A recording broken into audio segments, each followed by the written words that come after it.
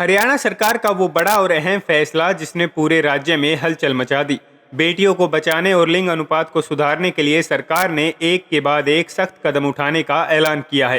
क्या है पूरा मामला, कौन से फैसले लिए गए और इसे पूरे अभियान का क्या असर होगा, आइए जानते हैं विस्तार से। हरियाणा एक ऐसा राज्य है जो कभी देश के गिरते लिंग अनुपात के लिए सबसे ज्यादा चर्चा में रहा। हालांकि सरकार की कई कोशिशों के बाद इसमें सुधार आया, लेकिन हाल ही में फिर से आंकड़ों में गिरावट देखी गई है। कुछ जिलों में ये गिरावट इतनी चिंताजनक है कि सरकार को अब सीधे मैदान में उतरना पड़ा है। फैसले के तहत हर जिले में एक स्पेशल पुलिस सेल बनाई जाएगी, जिसकी अगुवाई एक डीएसपी रैंक का अधिकारी करेगा।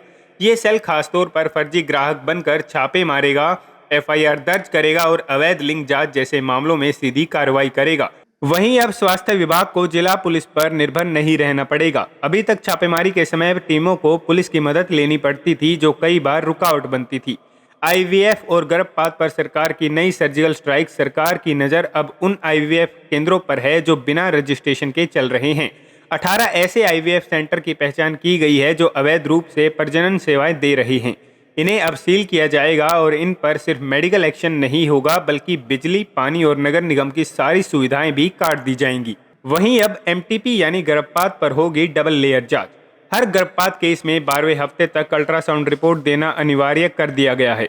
हर रिपोर्ट पहले जिला स्तर पर पहुंचाई जाएगी और फिर राज्य मुख्यालय उसे रैंडमली वेरीफाई करेगा।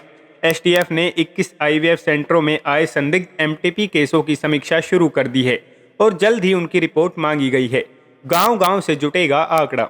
हरियाणा सरकार गांव स्तर पर लिंग अनुपात का विश्लेषण करेगी ताकि उन क्षेत्रों को चिन्हित किया जा सके जहां बेटियों की संख्या सबसे कम है।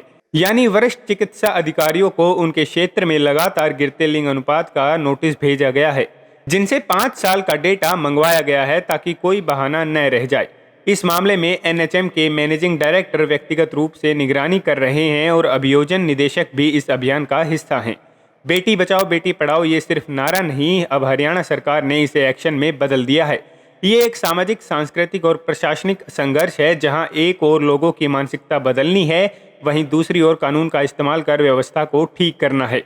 हरियाणा सरकार की ये नई रणनीति एक संदेश है कि अब कन्या भ्रूण हत्या, अवैध लिंग जांच और नकली आईवीएफ का धंधा बर्दाश्त नहीं होगा।